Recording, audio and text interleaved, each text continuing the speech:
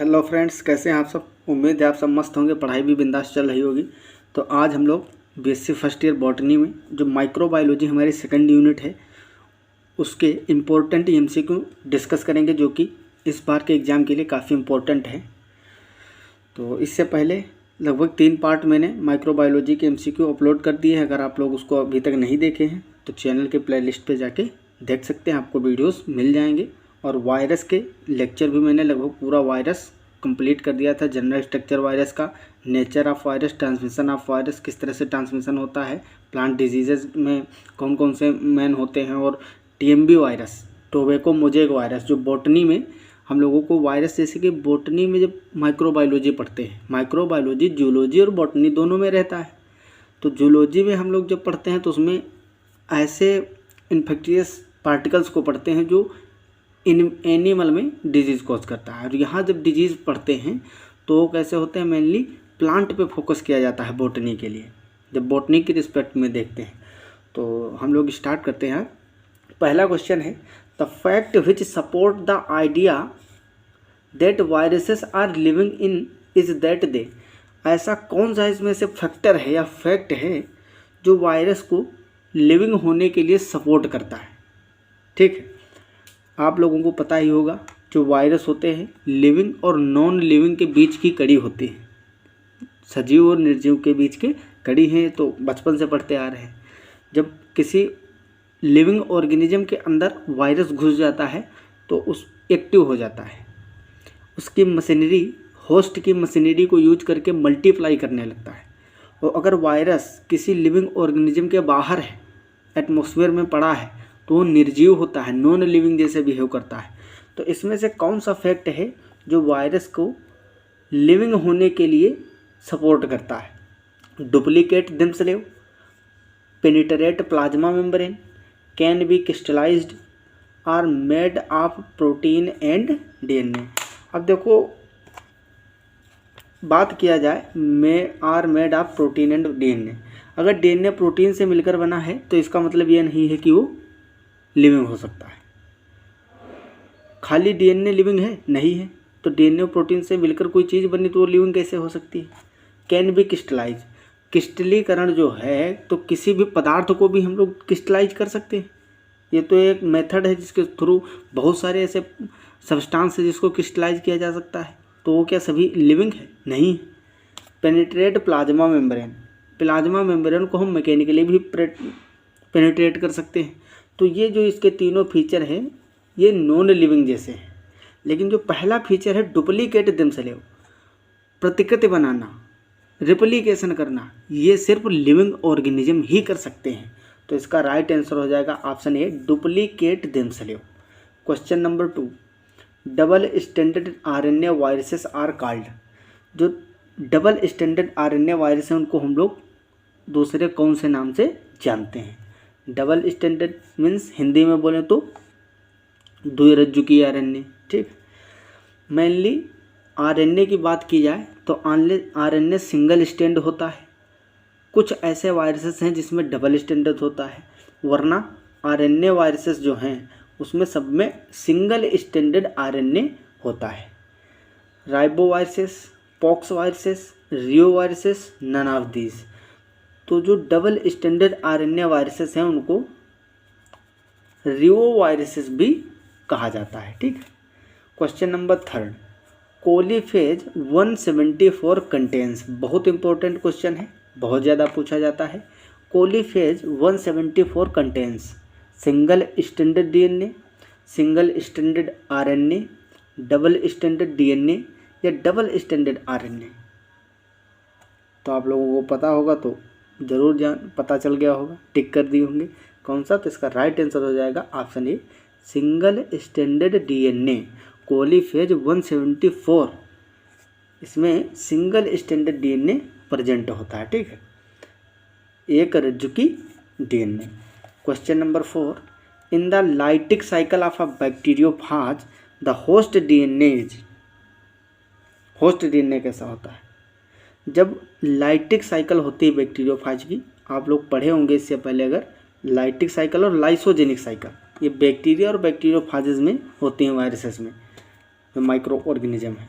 तो in the lytic cycle of bacteriophage the host DNA is replicated, is digested into its nucleotides, turned off by a protein coat, turned on by removal of a protein coat। तो इसका right answer हो जाएगा option B, digested into its nucleotides. Lytic cycle के दौरान जब bacteriophage की lytic cycle के दौरान जो होस्ट का सेल होता है, कौन सा होस्ट सेल, अब इसमें समझना, होस्ट क्या होगा बैक्टीरियोफाज के लिए, बैक्टीरिया, क्योंकि बैक्टीरियोफाज किस पे अटैक करता है, बैक्टीरिया पे। ये बैक्टीरिया का वायरस है बैक्टीरियोफाज। बैक्टीरियोफाज अटैक करेगा बैक्टीरिया पे, तो बैक्टीरियोफाज के लिए बैक्टीरिया क्या हुआ, होस्ट हुआ। तो जो होस्ट है बैक्टीरिया, उसका जितना भी डीएनए है वो न्यूक्लियोटाइड्स के थ्रू डाइजेस्ट कर दिया जाएगा। जो बैक्टीरियोफाज है ये न्यूक्लियोटाइड्स को छोड़ेगा और बैक्टीरिया के अंदर जितना भी डीएनए है उसको डाइजेस्ट कर देंगे न्यूक्लियोटाइड्स। मतलब सॉरी, जो एंजाइम न्यूक्लियस छोड़ता है, क्या छोड़ता है, nucleus enzyme. Nucleus enzyme, bacteriophage nucleus enzyme secrete करेगा और वो बैक्टीरिया का जो डीएनए है उसको तोड़ के डाइजेस्ट करके न्यूक्लियोटाइड्स में कन्वर्ट कर देगा। तो इस तरह से लाइटिक साइकिल में बैक्टीरिया के डीएनए की क्षति होती है। ठीक है, आई होप आपको समझ में आ गया होगा। एक बार और समझा दूं, बैक्टीरियोफाज ऐसे वायरस हैं जो बैक्टीरिया पे इफेक्ट करते हैं। बैक्टीरियोफाज बैक्टीरिया पे जैसे ही अटैक करता है तो ये न्यूक्लियस एंजाइम, पहले तो लाइसोजाइम एंजाइम छोड़ता है जिससे बैक्टीरिया की सेल वॉल लाइसिस हो जाता है, उसका टूट जाती है। फिर ये जब अंदर घुस जाते हैं वायरस तो बैक्टीरिया के अंदर न्यूक्लियस एंजाइम छोड़ते हैं जिससे क्या होता है, जो बैक्टीरिया का होस्ट का डीएनए है वो डाइजेस्ट कर लिया जाता है न्यूक्लियस एंजाइम द्वारा और टूट के न्यूक्लियोटाइड्स में बदल जाता है। ठीक है, question number 5, a virus that can reproduce without killing its host is called as.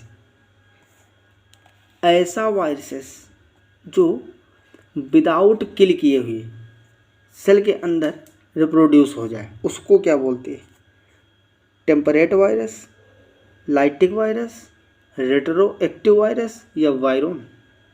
वायरोन एक इकाई है, लाइटिक वायरस जो लाइटिक साइकिल दर्शाते हैं उनको बोलते हैं, रेट्रो वायरस जो उल्टा एक्शन करते हैं एंटी वायरस भी इसको बोलते हैं, जैसे एड्स वायरस है, HIV वायरस। बात कर रहा है ये ऐसा वायरस जो विदाउट किल किए, होस्ट को बिना मारे उसके अंदर जनन कर सकता हो, रिप्रोड्यूस कर सकता हो, तो उसको बोलते हैं टेम्परेट वायरस। तो राइट आंसर हो जाएगा option A is correct. The enzymes involved in viral replication are synthesized. The enzymes involved in viral replication are synthesized. जो वायरस के रिप्लिकेशन में एंजाइम्स इन्वॉल्व होते हैं, एंजाइम्स की ज़रूरत होती है, वो किसके द्वारा सिंथेसाइज किए जाते हैं। इसके ऑप्शन देख लेते हैं हम लोग। फर्स्ट ऑप्शन है ऑन द वायरल राइबोसोम्स। जो वायरस के अंदर राइबोसोम्स होते हैं वो एंजाइम का सिंथेसिस करते हैं, या बाय द होस्ट सेल, जो होस्ट सेल जिस पे इन्फेक्शन करेगा वायरस वही ऑर्गेनिज्म सिंथेसिस करेगा एंजाइम्स का। On the interior surface of the viral coat, जो वायरल कोट होता है वायरस के ऊपर चढ़ा होता है उसकी जो बाहर की सरफेस होती है अंदर की, उससे होता है एंजाइम्स का सिंथेसिस। या on the interior surface of the viral membrane, या वायरल मेम्ब्रेन से करता है। तो इसका राइट आंसर हो जाएगा option B, by the host cell. जब वायरस होस्ट पे अटैक करता है तो जो वायरस के रिप्लिकेशन के लिए एंजाइम्स इन्वॉल्व होते हैं, ज़रूरत होती है, वो होस्ट की मशीनरी से लेता है। उसके लिए होस्ट जिम्मेदार होता है, होस्ट ही देता है सेल। अब सोचो, अपने ही पैर पे कुल्हाड़ी मारने वाली बात है यहाँ पे, इस तरह समझो। मान लो बैक्टीरियोफाज का एग्जाम्पल लें या HIV वायरस का ले लो, ठीक है। अब ह्यूमन पे अटैक करेगा, अब वो सेल्स के अंदर जैसे ही HIV वायरस जाएगा, एड्स का वायरस, तो हमारी जो सेल्स हैं, सेल खुद एंजाइम देगी उसे रिप्लिकेट करने के लिए, जिससे वो अपनी संख्या बढ़ाएगा। तो हमारी सेल खुद ही अपने पैरों पे कुल्हाड़ी मार देंगे ना। खैर उसके पैर जैसे कोई चीज़ होती नहीं है, ऐसे बता रहा था बस समझाने के लिए। Question number 7, a bacteriophage with a lysogenic cycle must have genes that are. जो बैक्टीरियोफेज है ये लाइसोजेनिक साइकिल के लिए कौन कौन से जीन्स इसमें प्रेजेंट होते हैं और वो किससे बने होते हैं। Made of RNA, made of single standard DNA, made of double standard DNA, within a circular nucleic acid molecules. Guess करिए। A bacteriophage with a lysogenic cycle must have genes that are. Question का answer हो जाएगा option B, made of single standard DNA. ये single standard DNA के बने होते हैं genes. Question number 8, question number 8, when a virus attacks the bacterium the material that इंटर्स the host is. जब virus bacteria पे अटैक करता है, कौन सा वायरस होगा वो? बैक्टीरियोफाज। तो कौन सा मटेरियल अपना वो बैक्टीरिया के अंदर डाल देता है, छोड़ देता है? तो जाहिर सी बात है, आपको पता ही होगा, वो न्यूक्लिक एसिड को डालता है, वही जाके बैक्टीरिया के अंदर रेप्लिकेट करता रहता है और नए नए वायरसों का बनाता रहता है। क्वेश्चन नंबर 9, एलाइजा इजा। एलाइजा क्या है? एलाइजा ये टेस्ट है, एक टेस्ट, इसके बारे में पूछा गया है। माइक्रोस्कोपिक टेक्निक है, कल्चर टेक्निक है, सीरियोलॉजिकल टेक्निक है, none of this. Question number 9, इसका option C is correct, serological techniques है। ठीक है, इसका नाम भी, फुल नेम भी आप लोगों को पता ही होगा। एलाइजा टेस्ट कब किया जाता है? एड्स के परीक्षण है ये, टेस्ट है एड्स जी जब होता है किसी व्यक्ति में, जब कुछ सिम्पटम आने लगते हैं तो डॉक्टर बोलता है इसको एलाइजा टेस्ट करवाइए। ठीक, localized tissue death is called. किसी लोकलाइज्ड टिश्यू की बात की जा रही है, बॉडी पार्ट में किसी पार्टिकुलर जगह पे, पार्टिकुलर लोकेशन पे लोकलाइज्ड टिश्यू की डेथ को क्या कहते हैं? Mosaic, necrosis, enation, none of this. Question number 10, option B is correct, necrosis. Necrosis क्या होता है? इसमें लोकलाइज्ड क्लोरोसिस है, नेक्रोसिस है। हम नेक्रोसिस से बहुत सारे सिम्टम्स अपीयर होते हैं, जैसे मिल्ड्यूज है, downy mildew, powdery mildew. Plant pathology जब स्टार्ट करेंगे तो आपको बताएंगे अच्छे से। स्मट है, अब स्मट में भी कवर्ड स्मट होता है, लूज स्मट होता है, smut of barley, smut of wheat, अलग अलग हैं, जो पैक्सीनिया ग्रेमिनिस्टिटिसी स्पीसीज से कॉज होता है। ठीक, इसी तरह से रस्ट होता है। तो बहुत सारे ऐसे सिम्पटम्स हैं जो नेक्रोसिस के बाद अपीयर होने लगते हैं। कुल मिला के इतना याद रखना है कि नेक्रोसिस जो है, लोकलाइज्ड टिश्यू की डेथ जो होती है, किसी पार्टिकुलर लोकेशन पे टिश्यू मर जाते हैं, क्षतिग्रस्त हो जाते हैं, जिसको बोलते हैं नेक्रोसिस। ठीक है, हु इज़ बैक्टीरियम ईटर। इसमें से बैक्टीरिया का ईटर कौन है? Question number 11, who is bacterium eater. Bacteria को कौन ईट करता है? तो इसका राइट आंसर हो जाएगा ऑप्शन बी, बैक्टीरियोफाज। इससे पहले भी बताया था, जो बैक्टीरियोफाज है बैक्टीरिया को खा जाते हैं। फाज मीन क्या होता है? फाग मीन होता है खाना, इंगल्ब करना। और बैक्टीरियो मीन्स बैक्टीरिया, तो बैक्टीरिया को खाने वाला बैक्टीरिया का virus bacteriophage. Chlorosis is caused bye. Chlorosis किसके द्वारा कॉज्ड होती है? क्लोरोसिस में क्या होता है? मेनली जो लीफ का या स्टेम का क्लोरोफिल डीजेनरेट हो जाता है, तो हरे की जगह पे येलो कलर आ जाता है वहाँ पे। ठीक है, येलोइश अपीयरेंस होने लगता है। और जब क्लोरोफिल कम हो जाएगा, अमाउंट कम पड़ जाएगा क्लोरोफिल का, तो फोटोसिंथेसिस की ज़रूरत है वो भी बहुत ज़्यादा डिक्रीज हो जाती है, प्लांट सूखने लगते हैं। उसके कारण और सारे सिम्पटम्स अपीयर होने लगते हैं। ठीक है, तो chlorosis is caused by, option है आपके पास, fungi, virus, mycoplasma, none of this. Question number 12, तो इसका option B is correct. Chlorosis जो है वो मेनली वायरसेस के थ्रू कॉज होता है। Question number 13, outer layer of virus is composed of. जो वायरस की आउटर लेयर है वो किससे बनी होती है? फैट से, प्रोटीन, कार्बोहाइड्रेट या न्यूक्लिक एसिड। आप लोग जो पढ़ोगे स्ट्रक्चर वायरस का, प्लेलिस्ट में मिल जाएगा वीडियो, आपको वहाँ जाके देख सकते हो। तो मैंने डिटेल में बताया है कि किस तरह से आउटर कोट होते हैं, क्या क्या आउटर कोट पे प्रेजेंट होता है, पूरा डिज़ाइन बताया हूँ कि किस तरह से वायरस होते हैं। तो क्वेश्चन नंबर 13 का राइट आंसर कौन सा हो जाएगा? Option B is correct, protein. Mainly होता क्या है वायरस में? सेंटर में न्यूक्लिक एसिड डीएनए आरएनए और ऊपर से प्रोटीन का कोट होता है, इन्वेलप होता है, बस इतना ही तो स्ट्रक्चर होता है simply. Question number 14, structure simple है लेकिन काम बहुत खतरनाक है। Who discovered TMB? TMB virus जो है टोबैको मोज़ेक वायरस, इसको किसने डिस्कवर किया था? तो इसको डीजे इवानोवस्की ने किया था, आप लोगों को पता ही होगा। इसमें ऑप्शन है बेवडेन या बाउडन, Ivanovsky, Stanley, Twort and D Herelle. तो इसका राइट आंसर है ऑप्शन बी, डीजे इवानोवस्की ने सन 1971 में TMV virus tobacco mosaic virus को डिस्कवर किया था टोबैको के प्लांट में, ठीक है। फिर इसको क्रिस्टलाइज किसने किया था ये भी पूछ लेता है। फर्स्ट टाइम क्रिस्टलाइजेशन किसने किया था वायरस का या टीएमबी वायरस का? तो उसको किसने किया था? स्टेनली ने सन 1935 में 1935 में एमडब्ल्यू स्टेनली ने किया था, ठीक है। उसको बैक्टीरियल फिल्टर से किसने फर्स्ट टाइम पास किया था? तो उसको WM बेजरिंग ने सन 1959 के लगभग फर्स्ट टाइम बैक्टीरियल प्रूफ से पार किया था, ठीक है। बैक्टीरियल प्रूफ से पार हो गए थे वायरस, तब पता लगा था कि ये बैक्टीरिया से भी छोटे होते हैं। तो इसको भी नोट कर लेना, WM बेजरिंग या बेजरिंग बोलते हैं, WM बेजरिंग। और टीएमबी वायरस में कौन सा किस प्रकार का जेनेटिक मटेरियल होता है ये भी पूछता है, तो ये भी नोट कर लीजिए।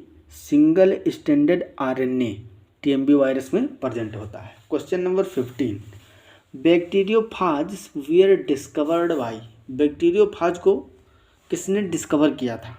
Question number 15, Griffith, Subramanian, Twort, none of this. तो जो टॉर्ट साइंटिस्ट थे, टॉर्ट ने बैक्टीरियोफाज को फर्स्ट टाइम डिस्कवर किया था। Question number 16, genetic material in a bacteriophages. Genetic material in a bacteriophages. Bacteriophage में जेनेटिक मटेरियल क्या होता है? आरएनए होता है या डीएनए होता है, या both DNA RNA, neither DNA और आरएनए। तो इसमें mainly double standard DNA present होता है जेनेटिक मटेरियल। कुछ एक्सेप्शन है जिसमें सिंगल स्टैंडर्ड डीएनए भी हो सकता है, लेकिन मेनली प्रेजेंट डीएनए ही होता है, ठीक है। तो बैक्टीरियोफाज के अंदर डीएनए जेनेटिक मटेरियल प्रेजेंट होता है। Question number 17, leaf curl of papaya is caused bye? Leaf curl of papaya, जो पपाया होता है, पपीते का पौधा, उसमें जो लीफ होती है उसमें कर्लिंग आ जाती है, सिकुड़ने लगती है, मुड़ने लगती है। ये वायरल इन्फेक्शन होता है। क्या होता है? Viral infection. जब पपाया के प्लांट में वायरस का इन्फेक्शन होगा तो जो लीफ होंगी प्लांट की उसमें कर्लिंग आने लगेगी, इसीलिए इस डिजीज़ का नाम पड़ा है leaf curl of papaya. Leaf curl of papaya is caused by virus, ठीक है। वैसे मेनली प्लांट में डिजीज़ फंगस के थ्रू कॉज होते हैं, फंगस ज़्यादा रिस्पॉन्सिबल होते हैं, लेकिन some dangerous diseases a plant is caused by viruses.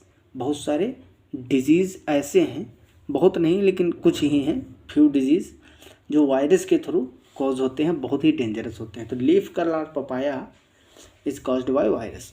Bacteriophage are, bacteriophage क्या होते हैं? वन लाइन में डिफिनेशन बताना है। An organelle of the bacterium, bacteria का ऑर्गेनेल होता है, अंग होता है? नहीं, ये तो गलत है। Bacterium which infect a higher plant cell are called bacteriophage, ये भी गलत है। Bacterium which infects an animal cell, virus which infect a bacterium. तो right answer option D, bacteriophage ऐसा वायरस है जो कि बैक्टीरिया पर इन्फेक्शन करता है। तो bacteriophage are virus which infects a bacterium. Question number 19, phage which show lysogenic cycle are called. ऐसे फाज या बैक्टीरियोफाज जो लाइसोजेनिक साइकिल को दर्शाते हैं उनको क्या बोलते हैं? टेम्परेट फाज या लाइटिक फाज या वायरुलेंट फाज या फिर नन ऑफ दीज। तो इसका राइट आंसर हो जाएगा टेम्परेट फाज। जो टेम्परेट फाज होते हैं वो लाइसोजेनिक साइकिल को शो करते हैं, और जो लाइटिक साइकिल को शो करते हैं उसको बोलते हैं लाइटिक फाज, ठीक है। इसका राइट आंसर हो जाएगा option A is correct. Question number 20, who isolated the plant virus first? First time plant virus को किसने आइसोलेट किया था? ठीक है। लीफ से या किसी भी पार्ट में जिसमें इन्फेक्शन हो तो वहाँ से वायरस को आइसोलेट किसने किया था, बाहर किसने निकाला था। बहुत ही इंटरेस्टिंग मटेरियल सिस्टम था ये। WM Stanley, EC Stakman, DJ Ivanovsky या KM स्मिथ। तो इसका राइट आंसर क्या होगा, option C is right. First time इन्होंने ही तो वायरस को डिस्कवर किया था। तो किस तरह से डिस्कवर किया था, लीफ से बाहर निकाला था। टोबैको मोज़ेक की लीफ इन्फेक्टेड लीफ थी, उससे वायरस को आइसोलेट किया था। फिर बेजरिंग ने क्या किया, उसको मतलब इसका साइज़ पता नहीं था वायरस का। जब DJ इवानोव्स्की ने आइसोलेट कर दिया, लेकिन ये नहीं पता था कि वायरस का साइज़ कितना बड़ा होता है। तो इसको बेजरिंग ने क्या किया, बैक्टीरियल प्रूफ एक डिवाइस होती है जिसमें बहुत छोटे छोटे छिद्र होते हैं, छलनी टाइप में, बहुत ही माइक्रोस्कोपिक, सब माइक्रोस्कोपिक, जिसमें बैक्टीरिया छानो तो बैक्टीरिया नहीं छनता है। तो उसमें वायरस को छाने किस तरह से, लीफ जो इन्फेक्टेड लीफ थी उसको पीस करके उसका जूस बनाए, फिर उसको छाने। तो उसमें जितने भी वायरस थे, वो जो फ्लूइड नीचे बचा उसको बोले थे कंटेंजियम वाइवम फ्लूइडियम। ऐसा पदार्थ जो उसको बोलते थे संक्रमित जीवित पदार्थ, क्योंकि बैक्टीरिया उस वायरस जो थे उसमें छनके चले गए थे उस फ्लूइड में। तो उस फ्लूइड के दूसरे प्लांट पे ऐसे ही डाला गया तो उसमें फिर से इन्फेक्शन कॉज हो गया था। आप लोग TMB वायरस का पूरा लेक्चर देखिए, अच्छे से मैंने समझाया है। तो DJ इवानोव्स्की ने फर्स्ट टाइम आइसोलेट किया था। Question number 21, bacteriophage is made up of following. किस चीज़ से बने होते हैं, प्रोटीन, DNA, न्यूक्लियो प्रोटीन्स या lipid and proteins. Question number 21 का ऑप्शन सी इज करेक्ट। ये न्यूक्लियो प्रोटीन के बने होते हैं बैक्टीरियोफाज, जितने भी बैक्टीरियोफाज होते हैं। Question number 22, name the organism in which RNA serves as genetic material. किस में होता है, तो अभी इससे पहले बताए थे जो TMB वायरस होता है इसमें RNA जेनेटिक मटेरियल होता है, वो भी सिंगल स्टैंडर्ड होता है, ठीक। और बाकी ये जो एगेरिकस वगैरह हैं सब क्या हैं, ये वायरस है ही नहीं। एगेरिकस तो फंगस होता है जिसको हम खाते हैं, एडिबल फंगस है। Question number 23, viruses synthesize their protein coats inside the host cell, outside the host cell, both outside as well as inside the host cell, none of these. Option first is correct, inside the host cell. जो viruses synthesize their protein coats, protein coat को कौन synthesise करता है virus के, inside the host cell के अंदर ही synthesise होती है। कैसे, वायरस इन्फेक्ट करेगा किसी पार्टिकुलर ऑर्गेनिज्म को, उसके सेल्स के अंदर रेप्लिकेट करेगा, तो रेप्लिकेट करने के बाद में नए वायरस बनेंगे तो होस्ट के अंदर ही बनेंगे ना, तो होस्ट ही उसकी जो प्रोटीन कोट है उसको सिंथेसिस करेगा। Question number 24, which is correct, इसमें से कौन सा करेक्ट है। A virion is a fully developed virus particle, a virion is a capsid, a virion is a capsomere, none of the above. तो virion जो होता है ये यूनिट है, एक स्मॉलेस्ट यूनिट ऑफ वायरस है, ठीक है।